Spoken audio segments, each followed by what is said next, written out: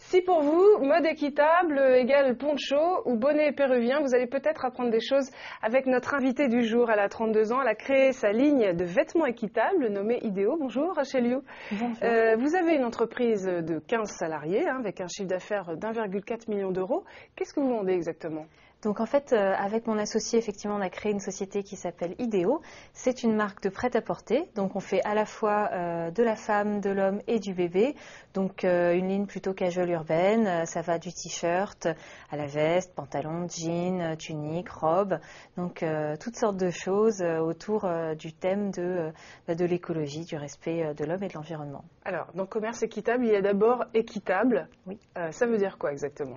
En fait, on utilise du coton équitable et bio, c'est-à-dire que c'est un coton qui permet aux paysans qui le cultivent, donc en l'occurrence en Inde, de vivre mieux. C'est uniquement d'Inde que viennent les textiles que vous utilisez ? À 80% d'Inde, mais on se diversifie puisque on travaille un petit peu avec le Pérou et puis de plus en plus avec l'Europe.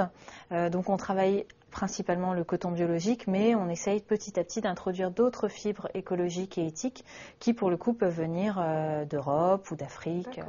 Et dans le commerce équitable, il y a aussi commerce, évidemment. Oui. Comment vous faites pour être rentable ? On dit souvent que la mode équitable, c'est plus cher que la mode traditionnelle, c'est vrai ? Alors, c'est complètement un autre business model, c'est vrai, puisque on va dépenser plus au niveau de l'achat des produits, mais même du suivi des producteurs, de l'encadrement, de la relation en elle-même.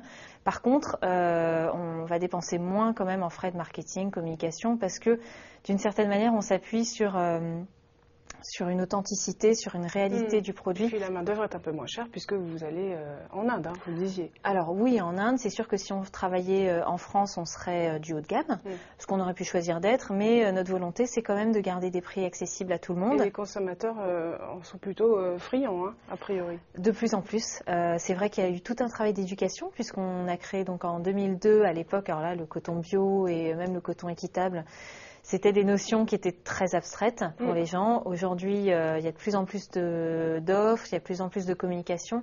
Donc, c'est vrai qu'on a un fort intérêt des consommateurs. Alors, c'est vrai que vous avez créé cette société il y a 7 ans, quand la mode équitable, ça commençait à émerger. Mais enfin, est-ce qu'on vous a pris au sérieux au début ? Parce que c'était assez nouveau tout ça. En plus, vous aviez 25 ans. Voilà.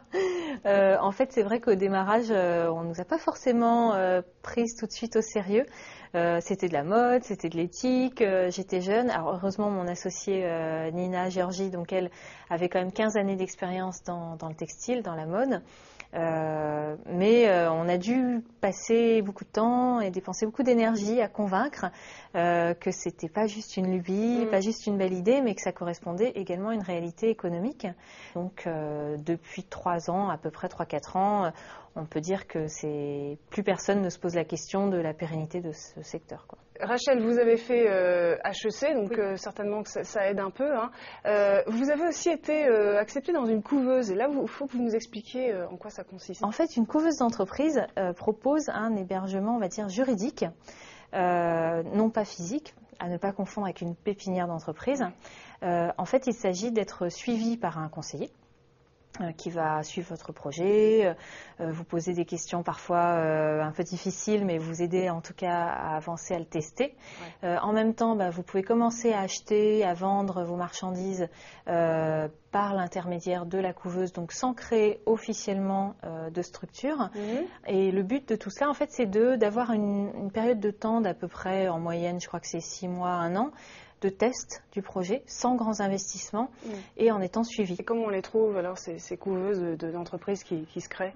Alors, sur Internet, je pense que c'est quand même le meilleur moyen. Ça dépend des villes. C'est vraiment un concept qui permet de passer cette phase difficile où on a l'idée, on a envie de se lancer. Mais on n'a pas forcément les moyens ou la structure. Merci pour ces conseils et merci d'avoir accepté notre invitation.